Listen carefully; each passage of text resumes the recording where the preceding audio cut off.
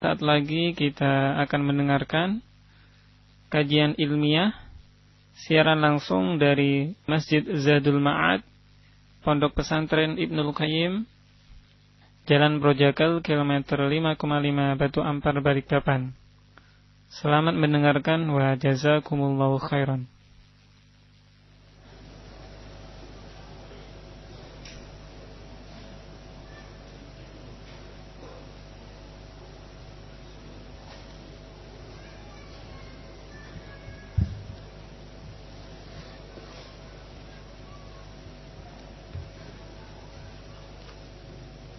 Subhanahu wa ta'ala membantu ana untuk menjawab pertanyaan-pertanyaan ini sesuai dengan bimbingan ilmu Al-Quran dan Sunnah,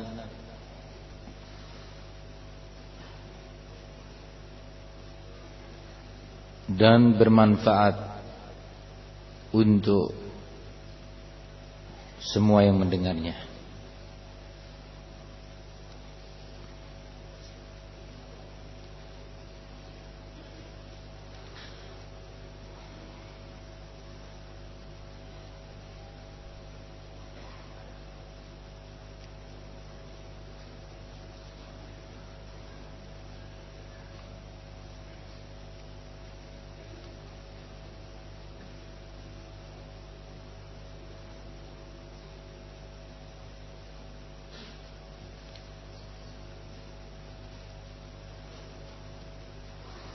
Di antara pertanyaan yang masuk di sini adalah,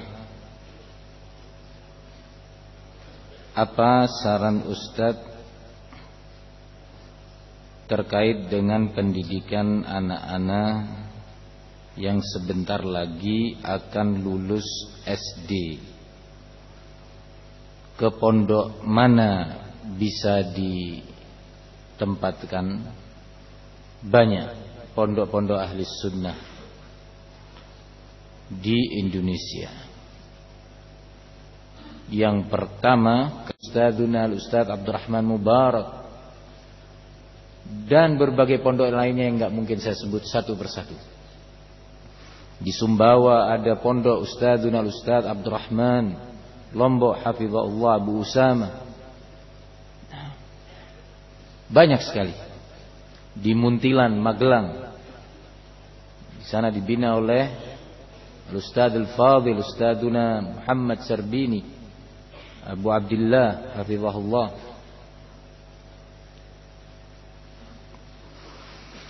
Lanjutan pertanyaan saudara kita ini, dan bagaimana anak kita yang sudah terlanjur berada di pondok Al-Ukhuwah atau pondok Al-Irsyad, cepat dicabut, cepat diselamatkan, kirim ambulan ke sana, karena butuh untuk ditangani dengan segera, emergensi.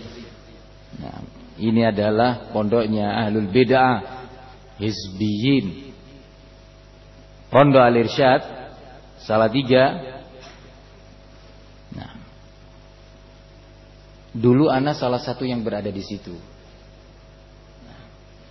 Al-Ustadz Usama, Al-Ustadz Qamar, Al-Ustadz Raifi adalah orang-orang yang dahulunya di sana juga. Al-Ustadz Hamzah, sekretaris dulu, sekretaris mudir yang ada di situ. Jadi kita ini pemain-pemain lama. Nah, barakallahu fikum. Pondok ini tempat bersarangnya hizbiyin dan program-program hizbiyin. Pada tahun kurang lebih 96, ketika pondok ini mulai melakukan hubungannya dengan Ihya At-Turath Kuwait, sebuah yayasan bermanhaj Khawarij Al-Ikhwanul Muslimin yang menanamkan paham-paham Khawarij. Dan antum sudah dengar di Indonesia membantu beberapa pondok Khawarij teroris. Maka hubungan Al-Irsyad, pesantren Al-Irsyad Tengaran semakin dekat dengan Ihya Turath, hingga kurang lebih pada tahun 96 kurang lebih, mendatangkan tokoh bid'ah bernama Abdurrahman Abdul Khaliq yang punya andil besar, salah satu provokator terjadinya pemberontakan di Mesir. Ini Abdurrahman Abdul Khaliq, salah satu provokator terjadinya pemberontakan di Mesir. Dia adalah pendiri Jam'iyah atau Yayasan Dana Sosial Ihya At-Turas yang ada di Kuwait. Nah, dulu pondok ini dipimpin oleh Yusuf bin Uthman Ba'isa, seorang tokoh sururi, dengan tegas dinyatakan oleh Syekh Muqbil, ini orang sururi, wajib untuk diperingatkan salafiyin dari bahaya orang ini. Abdurrahman Abdul Khaliq ketika datang ke pondok Al-Irsyad Tengaran Salatiga membela Yusuf Al-Qaradawi di hadapan para dai dalam sebuah acara daurah, diundang para dai-dai pada waktu itu.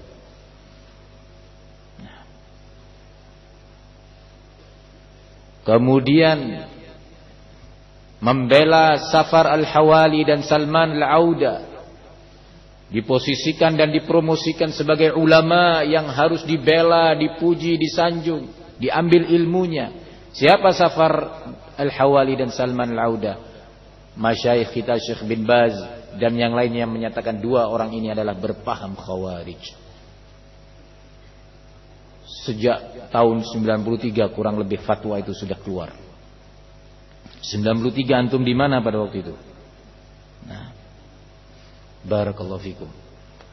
Pondok Al-Irsyad Tengaran sejak itu semakin erat hubungannya dengan Ihya At-Turas, sehingga salah satu media utama Jam'iyah Ihya At-Turas yang bernama Majallah Al-Furqan, sebuah majalah namanya Majallah Al-Furqan, itu berada secara rutin hampir setiap edisinya di Pondok Pesantren Al-Irsyad. Majalah ini banyak memuat provokasi Khawarij, menanamkan dan menyeru kepada manhaj al-ikhwanul muslimin. Itu jadi bahan bacaan murid-murid. Termasuk di sana ada majalah namanya Majallatul Bayan milik Muhammad Surur Naif Zainal Abidin Sururiyah. Itu juga di perpustakaannya. Belum juga ada yang dalam bentuk kaset-kaset para tokoh-tokoh Khawarij. Dalam beberapa kegiatannya Pondok Pesantren Al-Irsyad Tengaran mengadakan kerjasama dengan Pondok Ngeruki. Pondok Ngeruki, Pondok Salafi kan? Nah, dia salafnya mereka Khawarij. Ya. Pondok Ngeruki kerjasama dalam beberapa kegiatan pendidikan. Kirim pelajar ke Ngeruki, dari Ngeruki dikirim pelajar ke Al-Irsyad Tengaran. Relakah antum, anak-anak antum, belajar di sarang ahlul bid'ah yang bekerja sama dengan Khawarij? Maka saya katakan cepat kirim ambulan. Tidak cukup dari sana, akhirnya Pondok Al-Irsyad Tengaran mendatangkan seorang bernama Muhammad Fuad Syarif Hazza, atau Syarif Hazza dikenal dengan nama ini. Salah satu tokoh takfiri sebagai pengajar. Kalau Abdurrahman Abdul Khaliq didatangkan sekedar untuk daurah. Sekarang sebagai tenaga pengajar resmi, yang kemudian gak lama setelah keluar dari Indonesia ditangkap dan dipenjara di luar negeri sana, orang Mesir. Nah, jadi sekali lagi beberapa contoh singkat ini cukup sebagai hujjah bagi antum untuk segera menarik anak-anak antum. Dan kalau antum tahu ada teman antum yang mau menerima nasihat, nasihati sebagai sesama muslim.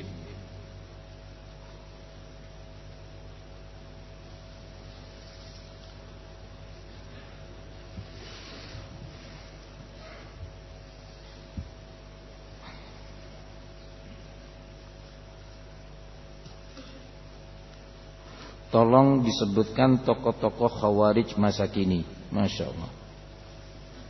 Mau yang lokal atau yang interlokal? Nasional pun internasional. Nah, kalau yang nasional sudah tahu antum. Nah, ya. Abu Bakar Ba'asyir yang masih hidup ini. Nah. Aman Abdurrahman, salah satu pelaku peledakan bom Cimanggis, Khawarij, punya tulisan mengkafirkan pemerintah mulai dari atas sampai bawah. Mulai dari presiden, menteri-menterinya, polisinya, tentaranya, pegawai negerinya, jadi kafir semua. Nah, ini orang Aman Abdurrahman dulu merupakan salah satu dai Yayasan As-Sofwa Jakarta. Yayasan As-Sofwa Jakarta. Nah, yang aktif merekam kajian-kajiannya Yazid Jawas untuk disebarkan oleh Sofwa. Karena hubungan Yazid Jawas dengan As-Sofwa sangat erat. Loh kok tahu Ustaz? Ana salah satu yang merekam dulu. Petugas rekamnya saya. Pada tahun kurang lebih 92 atau 93. Berangkat dari Jakarta ke Bogor untuk merekam secara khusus, diamanati alat rekam oleh Yayasan As-Sofwa. Jadi Ustaz ini pemain legendaris kalau gitu. Nah, barakallahu fikum. Aman Abdurrahman itu adalah salah satu dai resmi imam Masjid As-Sofwa di Jakarta Selatan. Ini tokoh Khawarij ini tadi. Nah, ini yang tingkat nasional.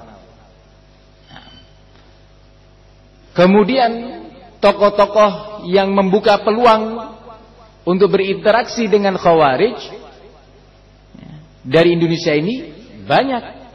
Atau tokoh Khawarij Indonesia Farid Uqbah. Hati-hati. Farid Ahmad Uqbah. Loh kok tahu Ustaz? Sama-sama di As-Sofwa dulu.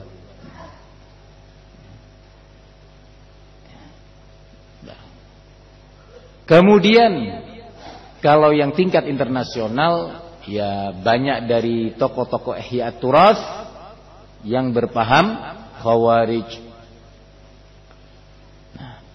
Salman Al-Auda, Safar Al-Hawali.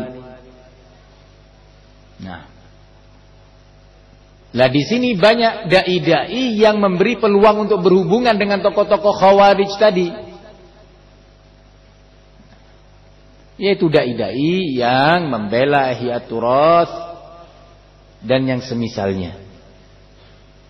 Membela As-Sofwa.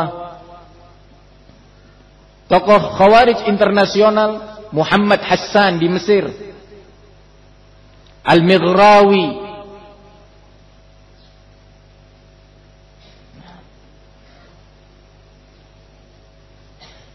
Ini tokoh-tokoh Khawarij.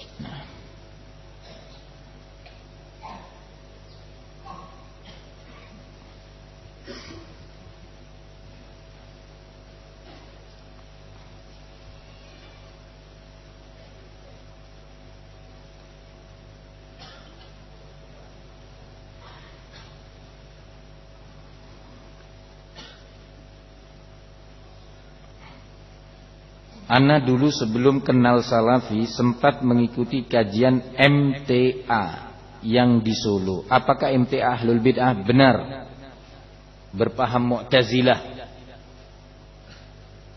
rasionalis? Ana juga dulu penggemar kajian seorang ustadz di Kota Malang yang kajiannya diadakan di Masjid An-Nur, Jagalan. Yang ana tanyakan, apakah Ustadz Abdullah Hadrami termasuk Ahlul Bid'ah? Betul, termasuk Ahlul Bid'ah. Salah satu istrinya yang kedua atau yang ketiga dipondokkan di pondok Jamaah Tabligh.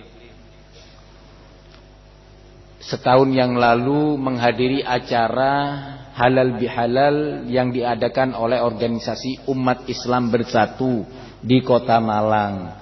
Yang hadir ya, tokoh sufi, ada yang Syiah, ada yang Khawarij, Ikhwanul Muslimin, campur aduk, pemuda Islam bersatu. Bersama juga di sana Ja'far Umar Thalib. Nah, berbagai kemungkaran diucapkan di sana. Umat Islam bersatu, campur aduk. Dari habaib, tahu habaib? Orang-orang sufi itu, habib-habib. Nah, ini Abdullah Hadrami salah satunya. Ketika kampanye partai PKS di Malang, waktu itu masih Hidayat Nur Wahid, itu termasuk yang hadir di salah satu pertemuannya. Salah satu pertemuannya itu dihadiri oleh Abdullah, kumpul sama Ikhwanul Muslimin, tokoh-tokoh sufi dan yang lain. Sehingga orang ini salah satu ahlul bid'ah. Hati-hati darinya. Nah,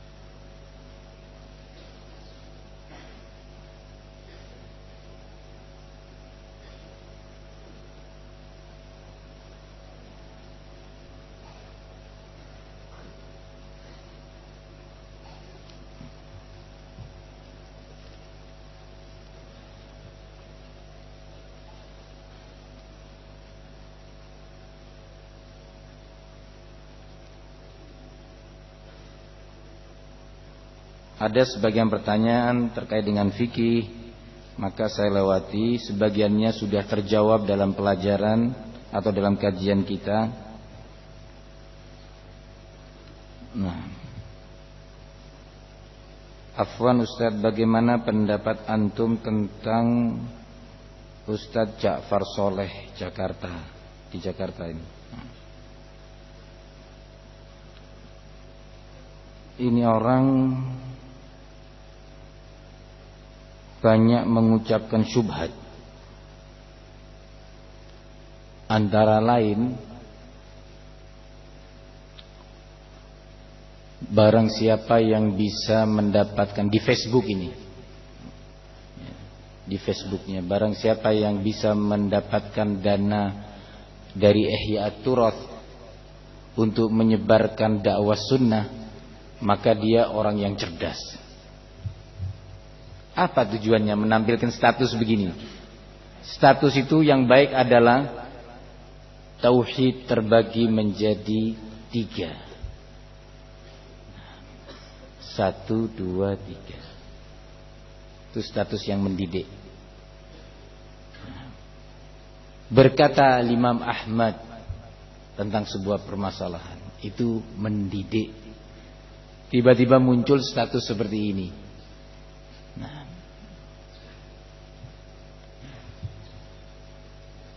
Ihya At-Turath itu bukan orang-orang yang bodoh. Mereka itu lebih cerdas, kalau pakai bahasanya dia, lebih cerdas dari kita. Kepada siapa bantuan akan diberikan dan kepada siapa ditahan,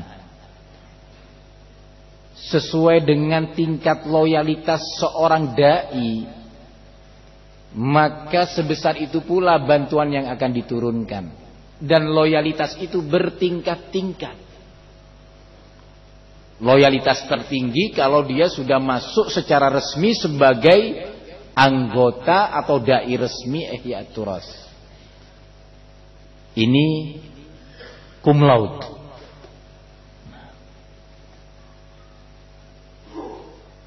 Loyalitas yang berikutnya, yang bukan dai resmi tetapi mengatakan Ihya At-Turath adalah yayasan salafi. Nah, ini loyalitas berikutnya. Yang ketiga, Nggak terang-terangan menyatakan yayasan salafi, cuma mengatakan ya ikhwan, yayasan ini mendapatkan rekomendasi dari beberapa ulama. Mana yang lebih berilmu, antum ataukah ulama? Gimana jawabnya? Ya jelas ulama.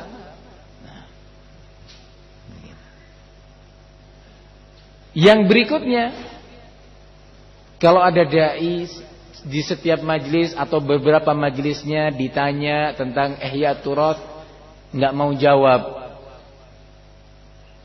Selalu dia mengatakan, sudahlah jangan bicara ini, ayo belajar tafsir, belajar hadis, belajar fikih. Padahal kalau dia mau jawab secara singkat selesai. Ihya Turath, para masyayikh kita, Syekh Rabi, Syekh Najmi, Syekh Muqbil mengatakan ini adalah yayasan hizbiyah yang berbahaya. Selesai, lanjutkan pelajaran tafsirnya, lanjutkan pelajaran fikihnya. Tapi jenis yang tadi itu sudah terhitung oleh Ihya Turath sebagai bentuk loyalitas buat mereka. Nah, jadi nggak mungkin Ihya Turath itu akan memberi dana kepada seorang dai yang dia dalam beberapa kajiannya mengingatkan ikhwan, ya ikhwan, sabar, jangan sampai kalian menerima dana dari yayasan hizbiyah seperti Ihya Turath. Di majelis yang lain, ya ikhwan, Syekh Rabi menyatakan bahwa Jam'iyah Ihya Turath berada di atas manhaj al-ikhwanul muslimin. Nanti sebulan lagi bicara lagi tentang Ihya Turath, fatwa Syekh Muqbil.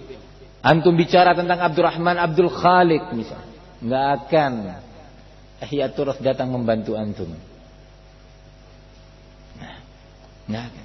Dia nggak akan langsung datang, ini bantuan uangnya ini bangunan untuk masjidnya 1 miliar, untuk kelasnya yang itu 700 juta, untuk gaji para ustadznya, per ustadz 1 bulannya 4 juta. Ini uangnya, nanti mana rekening pondok langsung kami transfer. Enggak bakalan begitu. Dia bawa koper, ya. Wah, masya Allah ini masjid kok.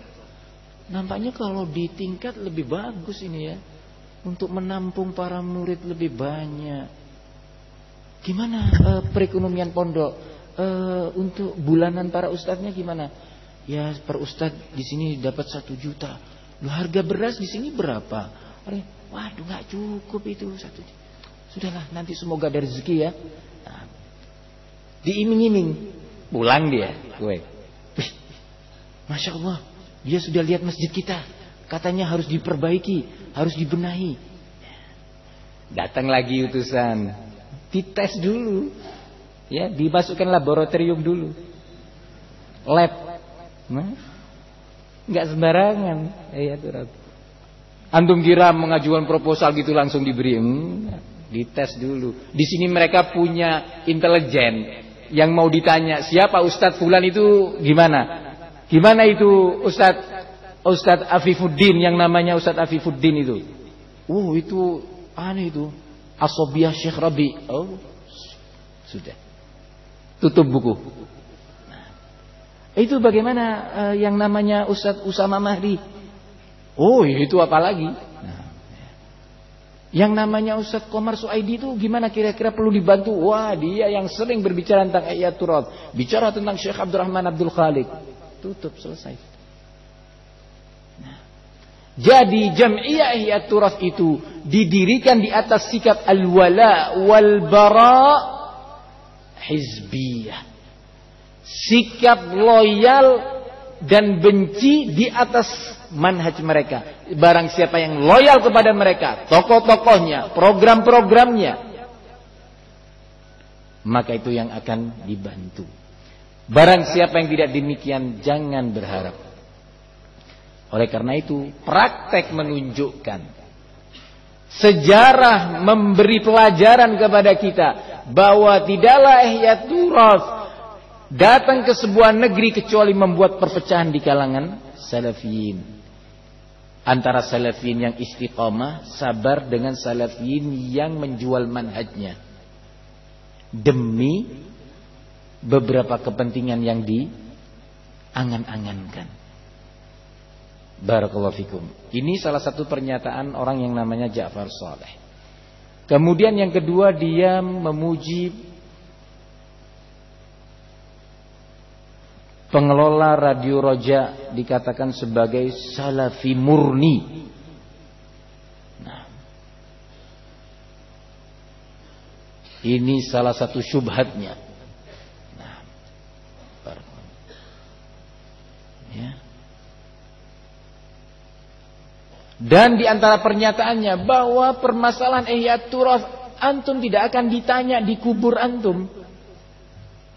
Ya. Betul enggak? Betul. Di kubur ditanya 3 pertanyaan. Man rabbuk? Iya. Wa man nabiyuk? Wa ma dinuk? 3 pertanyaan usulut salatah. Tapi nanti di akhirat lebih lengkap ujiannya, ya kan? Sampai kamu ditanya tentang anak-anak antum, tentang harta antum, tentang pakaian antum yang antum pakai, lebih lengkap. Termasuk tentang bid'ah atau dukungan terhadap ahlul bid'ah dan banyak hal. Mali hadzal kitab la yughadiru saghiratan wala kabiratan illa ahsaha.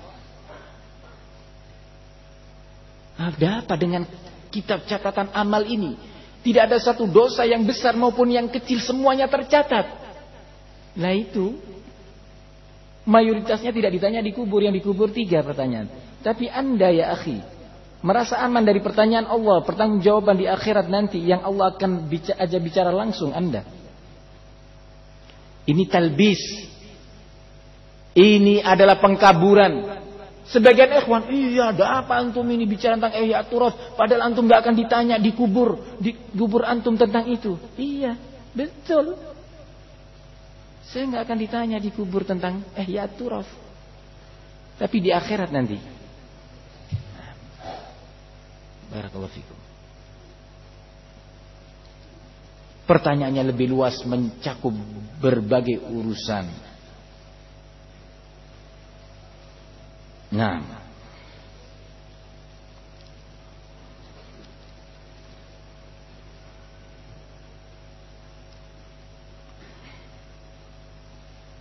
termasuk ucapan dia mengatakan bahwa saya sebenarnya setuju bantahan Lajnah Daimah terhadap Syekh Ali Hasan, bahwa dalam hal ini yang benar adalah lajnah.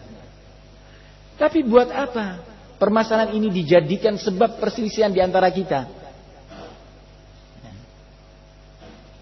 Nah, barakallahu fikum. Masya Allah. Nah, ya kita harus berselisih ketika ada orang-orang yang memuji Alil Halabi, membelanya, menyebarkan pemikirannya. Nah, sebagaimana salafun salihun mengajarkan yang seperti ini kepada kita. Kalau Imam Ahmad menyatakan, jangan kalian mengajak bicara al-kalam. Anda seorang yang berpengertian, bisa hidup bersosial dalam tatanan kehidupan sosial kemasyarakatan. Allahu Akbar. Dan berbagai kemungkaran lainnya. Bagaimana kota jadi Pekalongan, khurafat, syirkiyat, dalam bab rububiyah diajarkan. Kota Pekalongan itu terjadi ketika ada seorang yang sakti. Pada waktu itu untuk memperkuat kesaktiannya dia bertapa dalam bentuk di sebuah pohon, kaki digantung di atas kepala, di bawah seperti kalong. Tahu kalong? Apa itu? Kelelawar. Makanya jadi Pekalongan. Tempat bertapanya seperti posisi kalong itu tadi. Menjadi orang yang sakti. Ini khurafat agama animisme ini. Diajarkan, diperkenalkan kepada anak-anak kita. Masih ingat tadi nasihatnya Ibnul Jauzi? Wa yajibu man'us sibyan min mukhalatatihim. Dan wajib untuk melarang anak-anak dari berteman dengan ahlul bid'ah. termasuk buku-buku ahlul bid'ah, materi-materi bid'ah yang mengandung berbagai kemungkaran sampai pada tingkat asyirkul akbar. Ini secara singkat. Nah, belum lagi kalau biasanya yang afiliasinya ke Diknas itu nanti akan ada pertemuan-pertemuan, seminar-seminar, persyaratan-persyaratan. Ya. Para gurunya itu ada persyaratan-persyaratannya untuk meraih akreditasi. Nah, tidak sembarangan. Nah, kemudian juga kalau yang menginduknya ke Kementerian Agama, di situ juga kurikulumnya beragam. Yang sempat saya baca dan saya dapati beberapa buku paket dan soal-soal ujian di madrasah aliyah, yang kebetulan salah satu sebagian pihak dari ikhwan kita mendirikan sekolah madrasah aliyah ini. Di sana dipelajari ilmu kalam, ilmu filsafat. Ada buku paketnya. Jadi anak didiknya belajar ilmu filsafat atau ilmu kalam itu tadi. Nah, itu bisa kita siasati. Kata sebagiannya yang mengikuti hawa nafsu. Bisa kita siasati. Tidak kita ajarkan kepada murid-murid kita. Las, kalau ujian gimana? Kalau ujian gimana? Soal-soalnya dari mereka. Bagaimana caranya menjawab? Nah, mau tidak mau harus membaca untuk bisa lulus. Walaupun nilainya cuma 6, tidak sampai 7. Yang penting lulus. Mau tidak mau harus baca.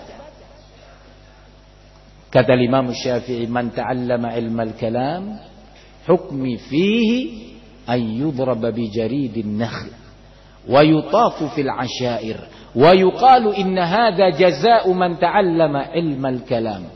Fonisku terhadap orang yang belajar ilmu kalam, ya, di IN tempatnya Mubarak Bamu Alim itu, nilai hasil ujiannya ilmu kalam, ilmu filsafatnya A.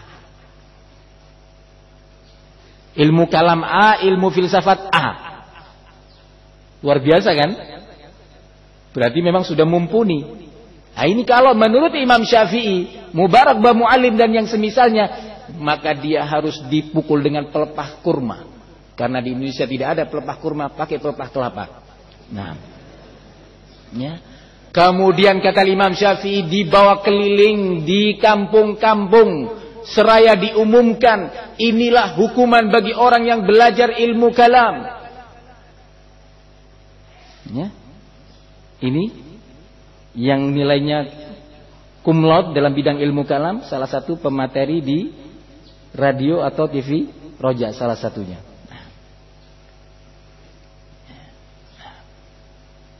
Sayang Al-Imam Syafi'i tidak hidup di zaman ini. Barakallahu fikum. Kemudian dalam pelajaran akhlak, dalam buku paketnya itu diajarkan materi-materi menurut sistem tarekat tasawuf. Saya baca sendiri. Diperkenalkan tarekat Tijani, siapa pendirinya, apa amalan yang khusus untuk tarekat Tijani, zikir-zikir Tijani, Naqsyabandi, siapa pendirinya, apa itu amalan dan zikir-zikir tarekat Naqsyabandiyah, Al-Qadiriyah.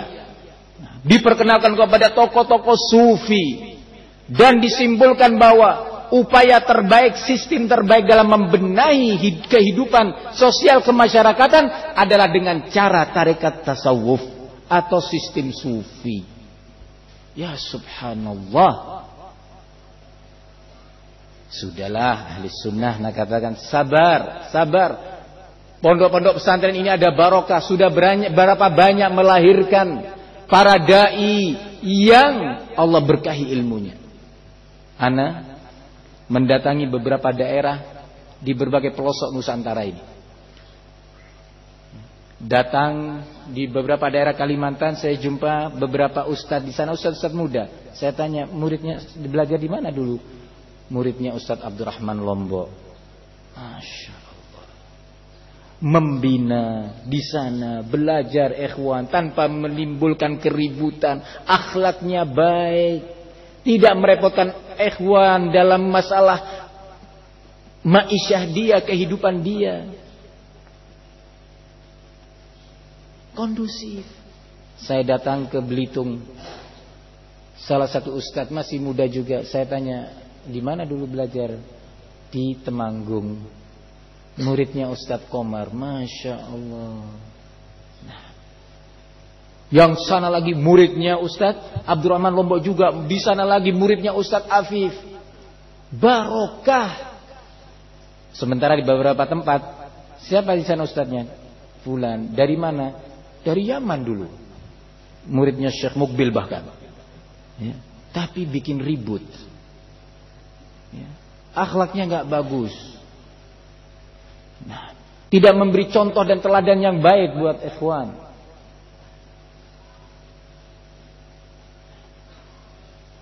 Barakallahu fikum. Yang satu lagi dari mana? Jamiah Islamiyah. Luar biasa sudah. Sehingga ilmu itu yang penting apa? Barokahnya ya akhi. Barokahnya. Maka nak katakan isbiru ya ahli sunnah. Belajar di pondok-pondok ahli sunnah ini. Sampai insya Allah anak antum diberi kesempatan, antum diberi rizki untuk dia berangkat belajar menemui para ulama. Biidznillahi ta'ala. Ikhlaskan niat bahwa antum ingin anak antum sebagai seorang yang soleh, bukan ingin jadi seorang anak yang nanti akan diustadkan. Enggak. Niatkan anak antum menjadi seorang yang soleh, bermanhaj salafi di atas Al-Quran was sunnah. Niatkan itu. Barakallahu fikum.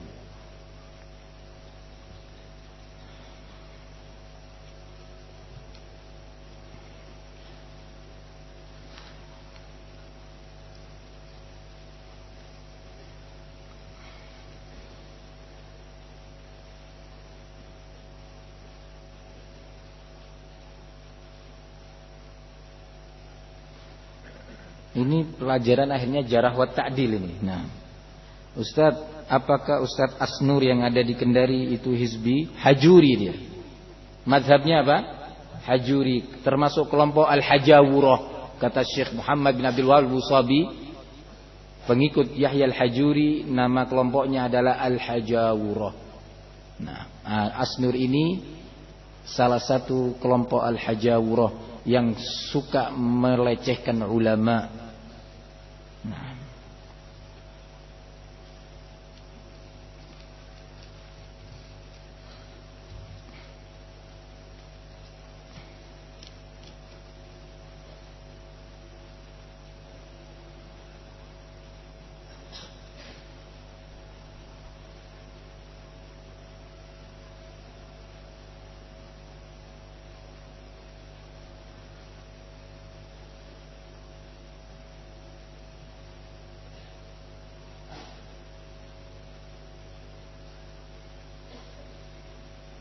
ada ikhwan dari Batam mau tanya. Beliau sebelumnya ikut taklim sururi, mulai ikut kajian salaf karena mendengar rekaman dialog Ustaz Lukman dengan Firanda. Beliau titip pertanyaan buat Ustaz Lukman nanti saat daurah di Balikpapan. Apakah Firanda jadi mengunjungi Ustaz Lukman di Jember? Nggak jadi. Nah,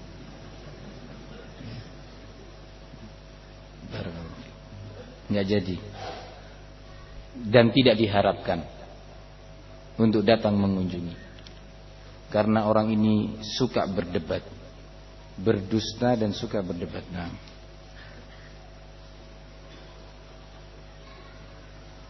ada beberapa pertanyaan sangat sensitif, insya Allah akan datang waktunya untuk dijawab. Bismillah.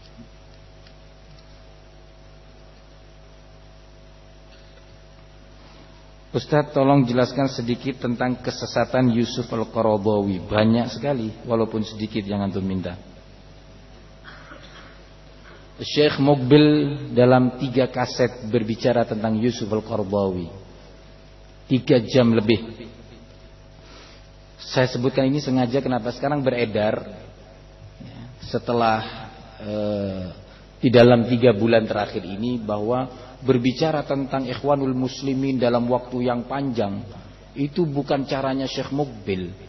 Nah, dan berbicara ikhwanul muslimin cukup 15 menit, kata sebagian ustaz.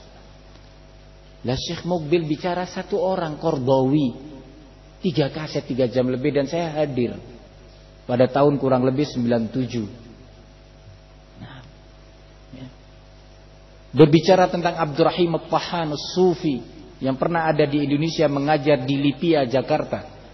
Ya. Orang berasal dari Syria, berjam-jam. Nah, berbicara tentang Abdurrahman Abdul Khaliq berjam-jam, berulang kali. Lupa. Namanya manusia bisa lupa. Orang yang lupa diingatkan. Ketika diingatkan dengan hujjah dan bukti-bukti, wajib menerima, jangan mengikuti hawa nafsu. Yang ketiga, ini yang paling jelek, berbicara itu dengan hawa nafsu, dorongan hawa nafsu. Nah, maka yang ketiga ini harus bertaubat kepada Allah Subhanahu wa ta'ala.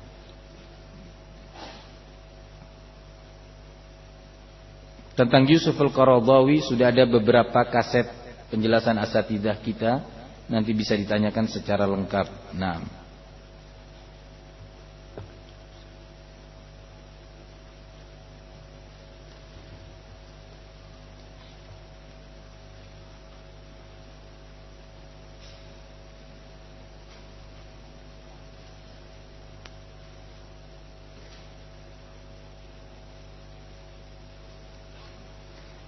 pertanyaannya, bagaimana jika ada orang awam yang bertanya tentang Roja TV? Apakah harus menjelaskannya? Jawabannya na'am. Syekh Rabi menjawab seperti itu. Syekh Rabi mengatakan ketika ditanya tentang Radio Roja dan telah mendapatkan penjelasan siapa para pengelola Radio Roja, jadi Syekh sudah tahu siapa mereka, dan akhirnya Syekh mengatakan sebagai kesimpulan nasihat di hadapan asatidzah di bulan Ramadan tahun yang sebelumnya, ada kurang lebih 12 sampai 15 ustadz yang hadir. Syekh menyatakan, dan itu terekam, alladzi yahtarim aqidatahu wa manhajahu la yasma' hadhihi al-idha'ah walladhi la yubali bimanhajihi wa aqidatihi falyasma' wa ana ansah salafiyin. Berapa yang membela Radio Roja itu? Ya Syekh, apakah kita mengingatkan atau mentahdzir orang awam dari radio ini? Naam, kata Syekh. Diingatkan walaupun dia orang awam, sebagaimana dahulu salaf mengingatkan orang awam dari bahaya ahlul bid'ah yang ada pada zaman tersebut. Barakallahu fikum. Ini jawaban Syekh Rabi. Maka diingatkan tentunya dengan hikmah. Antum jelaskan dengan baik kepada dia. Jelaskan dengan hikmah. Kemudian lanjutan dari pertanyaan ini, bagaimana jika ada seorang ahlus sunnah sekolah atau belajar di Lipia? Nah, Lipia Jakarta ini.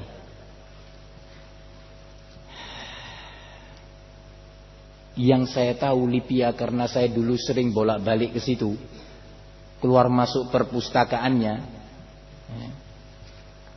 Ketika masih Ustadz Muhammad belajar di situ dulu, dan Ustadz Muhammad adalah salah satu ustadz kita yang paling banyak tahu tentang LPPA atau Lipia. Saksi hidup. Antum bisa tanya langsung ke beliau. Nah, hafizahullahu ta'ala. Di sana yang belajar, ini pertama murid-muridnya, pelajar yang ada di situ, ada yang sufi, ada yang ikhwani, ada yang Hizbut Tahrir. Bahkan ana tahu sendiri, tetangga ana di kota tempat ana lahir, dari keturunan habaib yang berakidah Syiah sebagai pelajar di sana. Kebetulan dia orang yang cerdas. Ada itu. Diterima lulus dan belajar di sana. Dan sekarang menjadi salah satu tokoh Syiah. Ya. Ini dari murid-muridnya. Sehingga kalau ada teman salafi belajar di LPBA, pelajaran di sebelahnya sufi. Nah, ya. Ini oleh mata kaki, ya betul. Nah. Barakallahu fikum. Itu biasa. Saya kasih contoh.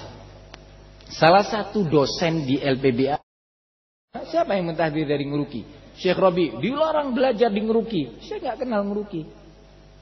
Pondok Al-Mu'min ya. Barakallahu fikum. Ya ikhwan, jujurlah dalam bersikap, jujurlah dalam berdakwah, jujurlah dalam bermanhaj. Pegang amanah dalam mendidik salafiyin, pegang amanah. Nah,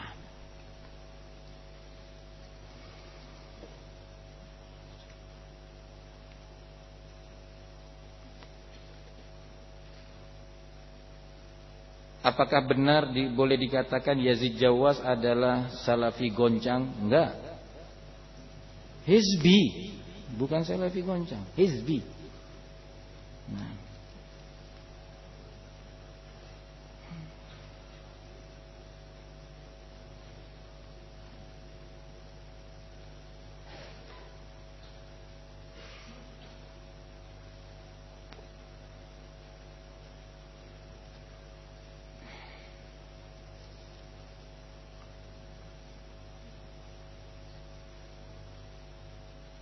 Afwan Ustaz, apakah majalah Kiblati termasuk majalah hizbiyah? Betul. Majalah hizbiyah. Pemiliknya atau pengelola utamanya bernama Mamduh dari Saudi. Ya. Kalau tanya tentang orang ini, Ustaz Rafiq termasuk yang pernah langsung melihatnya. Datang ke Indonesia pakai celana ketat, ya, jenggot dirapikan. Nah. Jadi jenggotnya nggak semerawut kayak saya gini, nggak. Rapih. Jenggot Kordowi, jenggot Al-Banna. Terus enggak Ustaz, yang Ustaz itu pernah melihat jenggotnya segini. Ya mungkin pada waktu itu enggak sempat nyukur. Yang kedua, orang ini ada pemikiran takfir padanya, mengkafirkan Fahad, Raja Fahad Saudi. Kemudian orang-orang yang ada di sekitarnya adalah dari kalangan Ikhwanul Muslimin yang ada di Mekah sana.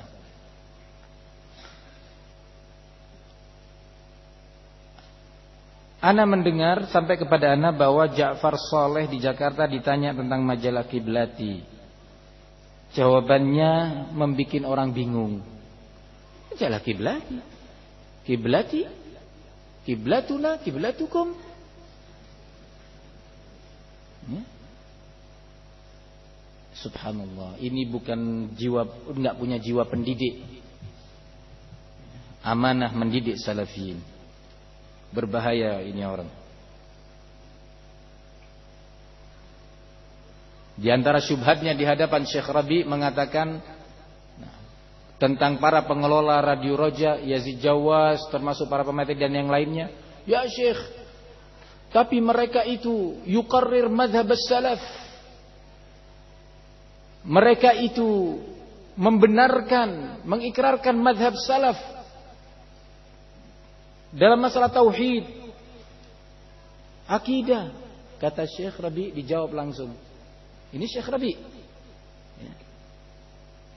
Kata Syekh, bukankah Safar dan Salman yang telah Safar dan Salman yang sudah dikatakan oleh masyayikh sebagai orang berpaham Khawarij, bukankah mereka mengajarkan akidah wasitiyah, menetapkan akidah Ahlussunnah dalam asma wa sifat salafi? Kemudian beliau menjelaskan bahwa seorang itu bisa dinyatakan keluar dari salafiyah ke dalam ruang lingkup bid'ah dengan sebab satu penyimpangan. Barakallahu fikum. Dengan sebab satu penyimpangan. Kemudian Syekh mempermisalkan seorang yang bernama Ya'qub bin Syaibah. Kita mengira ketika dia terdiam pada waktu itu sudah puas atas jawaban Syekh Rabi. Ternyata pulang ke Indonesia masih saja mengulangi pembicaraan seperti ini. Nah, hati-hati dari orang ini. Barakallahu fikum.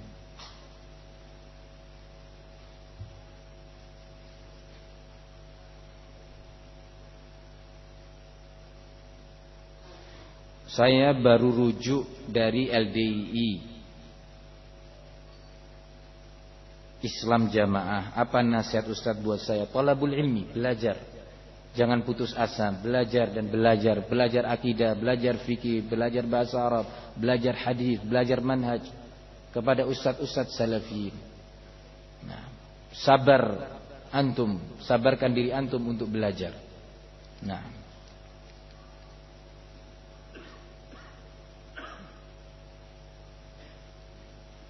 bolehkah anak-anak kita sekolah di Al-Madinah Solo? Enggak boleh. Nah, jangan.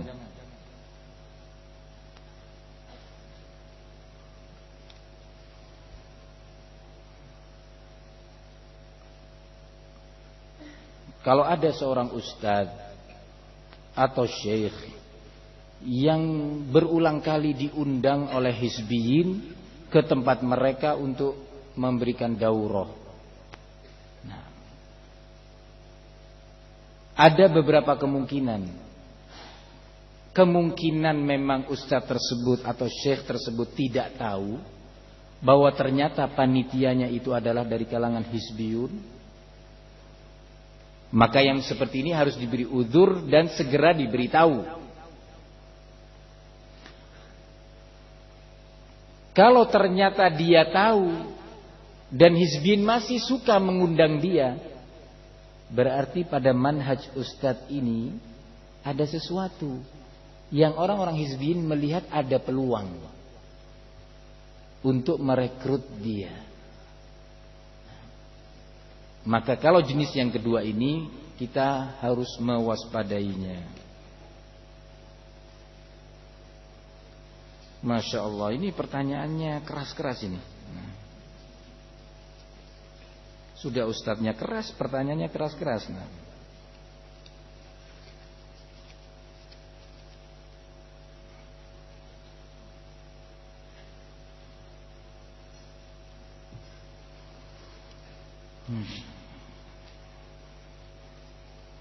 Tolong jabarkan kesesatan dan kebid'ahan NU dan Sururiyah.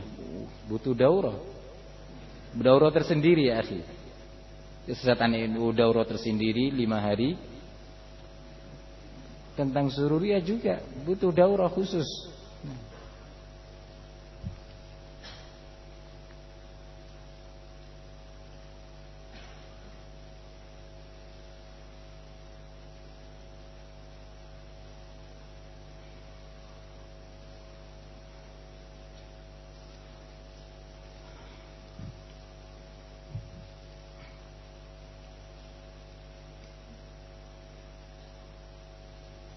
Apakah Ustaz kenal pengelola fakta.blog?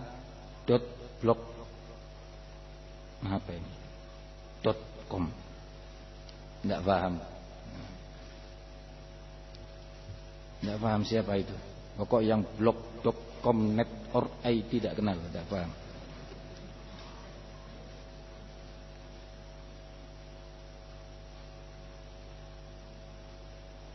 Afwan Ustaz, apabila kita mengikuti kajian orang yang bernama Ja'far Soleh, yang bekerja sama dengan Ja'far Soleh. Kalau dia orang yang tidak tahu tentang Ja'far Soleh, maka diingatkan tentang bahayanya Ja'far Soleh. Kalau menerima, alhamdulillah hadiri majlis-majlisnya. Kalau tidak mau menerima setelah antum jelaskan dengan baik, dengan hujjah, nasihat-nasihat ulama, maka jangan dihadiri. Nah. Pertanyaan terakhir, Ustaz, bagaimanakah tentang Syekh Abdul Razak bin Abdul Muhsin Abbad yang berkali-kali diundang Roja? Nah, barakallahu fikum, sudah dijawab oleh Syekh Rabi bahwa Abdul Razak Al-Abbad makhdu' bihim. Dia itu tertipu oleh mereka. Ya, tertipu oleh mereka. Maka beliau manusia biasa yang tidak tahu perkara yang gaib. Kalau benar di atas kebenaran ya kita ikuti. Kalau kebetulan salah akibat ketidaktahuannya, akibat penipuan hizbiyin, maka jangan kita ikuti kesalahannya. Nah, paham ya ikhwan? Supaya kita tidak menambah beban dosa bagi beliau. Nah, masyayikh kita menyebutkan bahwa beliau makhdu', tertipu oleh mereka. Wallahu a'lam bissawab. Semoga Allah Subhanahu wa taala melindungi kita semua dari berbagai fitnah dan bid'ah di zaman kita ini, dan semoga Allah Subhanahu wa taala menjadikan kita dan keturunan kita sebagai orang-orang yang selalu berpegang di atas manhaj salafi. Dan barakallahu fikum, kurang lebihnya ana mohon maaf jika ada hal yang kurang berkenan atau sesuatu yang salah, maka jangan berat hati untuk menyampaikannya kepada saya melalui media yang memungkinkan. Dan saya ucapkan jazakumullah khair bagi pihak-pihak yang mengingatkan saya atas kesalahannya dengan penuh hujjah dan sikap yang ilmiah. Jazakumullahu khairan. Wassallallahu wasallam wa barak ala nabina Muhammad wa ala alihi wa sahbihi wasallam. Walhamdulillahi rabbil alamin.